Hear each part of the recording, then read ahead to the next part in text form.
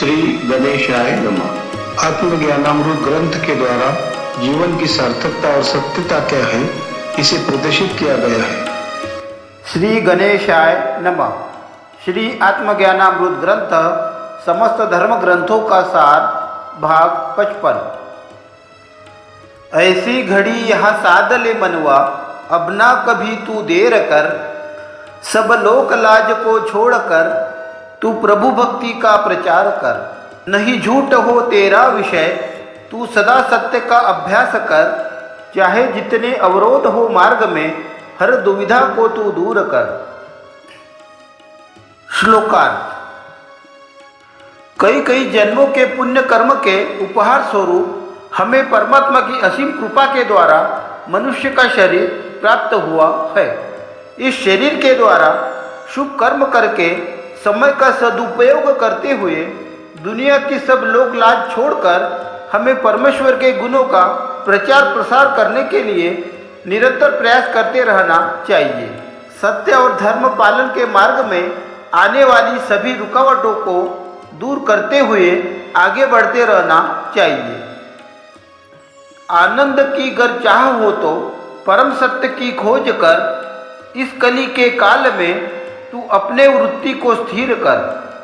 तन को छुड़ा ले पाप कर्म से, तू चल सदा सत्य मार्ग पर, अपना कर तू सच्ची राह को, हर वक्त प्रभु का ध्यान कर। श्लोकार्थ। इस संसार में हर इंसान अपने जीवन में सुख शांति तथा खुशी मिले, इसके लिए प्रयास कर रहा है, परंतु क्या वास्तव में इंसान सुख शांति को हासिल कर पाया है? और यदि नहीं तो फिर ऐसी कौन सी विधि है जिसके द्वारा समस्त जन समुदाय परम सुख को उपलब्ध हो सकता है? इस गुण ज्ञान के रहस्य को समझाते हुए संत महात्मा जन कहते हैं कि हे मनुष्य, तुझे परमात्मा के असीम आनंद को प्राप्त करने की आकांक्षा है तो तू आज से ही संसार के झमेलों से समय बचाकर अपने भीतर जो चेतनामय ऊर्जा शक्ति निरंतर कार्य करते हुए हमें आवाज दे रही है, हमें पुकार रही है, उस सर्वशक्तिमान परमेश्वर की तलाश करने के लिए सतत प्रयत्न कर और सदा सत्य के मार्ग पर चलते हुए पाप कर्म से मुक्त होकर हर वक्त परमात्मा के भक्ति में अपने चंचल मन को लगाकर रख। आत्मा ही परब्रह्म का स्वरूप है, यह देह नश्वर है तेरा।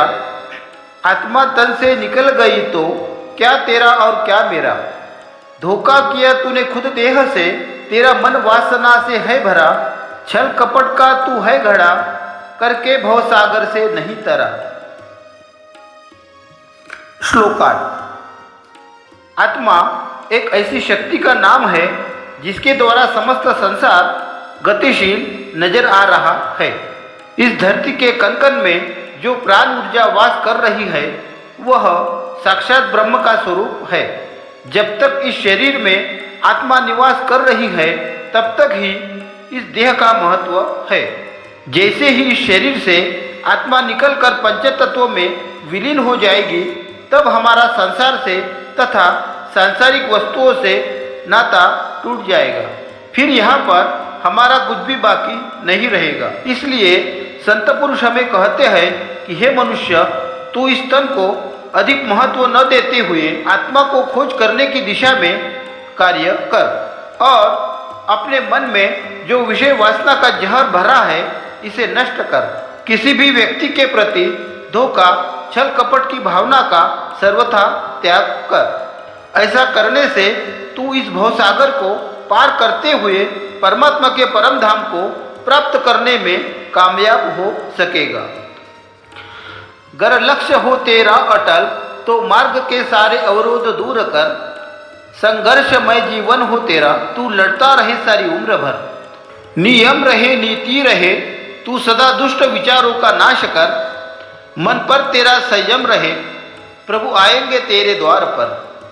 श्लोकार्थ। यदि किसी कार्य को संपन्न करने का निर्णय पक्का हो तो हर परिस्थिति का सामना करते हुए हमें अपने लक्ष्य को पूरा करने के लिए जीवन के अंतिम समय तक संघर्ष करते रहना चाहिए और धर्मशास्त्रों के नियमों का पालन करते हुए अपने भीतर से बुरे विचारों का समूल नाश करना चाहिए। मन को विषय वासनाओं से तथा अनुचित या हानिकारक मार्गों में प्रवृत्त होने से रोककर संयमित जीवन जीने से व्यक्ति परमात्मा के स्वरूप को जान सकता है। एक पत्ता हिलने से पहले करता जिस सूचना का विचार, भीतर की आंखों से तू देख ले उस परब्रह्म का विस्तार। मुख से ऐसी वाणी निकले जिससे हो लाख जीव उद्धार, तेरा हर शब्द अनमोल हो जिससे मन पे हो सुसंस्कार। श्लोकार्थ। इस धरती के कण-कण में व्याप्त परमात्मा की सत्ता शक्ति के द्वारा ही इस संसार में सभी कार्य संपन्न होते हैं। इस बात को समझाते हुए संत पुरुष कहते हैं, जिस प्रकार किसी भी पेड़ की डाली पर लगा हुआ एक पत्ता जब हिलता है उस समय हवा का झोंका उसको हिलाने में अपनी महत्वपूर्ण भूमिका अदा करता है, अर्थात वृक्ष पर लगा हुआ हर एक पत्ता हलचल करने के लिए प्रकृति द्वारा निर्मित हवा के झोंकों की सूचना पर निर्भर होता है। ऐसे शाश्वत परब्रह्म परमात्मा के सृजन अवस्था का अनुभव प्राप्त करने के लिए मनुष्य को अपने अंतर्मन के माध्यम से भीतर के आंखों का प्रयोग करते हुए आत्म तत्व रूपी प्रकाश पुंज को जागृत करना चाहिए। साथ ही हमें अपने मन, वचन तथा वाणी के द्वारा ऐसे मूल्यवान शास्त्र सम्मत शब्दों का उपयोग करना चाहिए जिससे प्रभावित होकर तथा उसका अनुसरण करके समाज के लोग ज्ञान ध्यान के मार्ग पर चलते हुए स्वयं का उद्धार कर सके। परमात्मा की सृजन अवस्था का अनुभव प्राप्त करने के लिए आप सभी महानुभावों से विनम्र निवेदन है कि इस वीडियो को अधिक से अधिक लाइक और शेयर करें। धन्यवाद।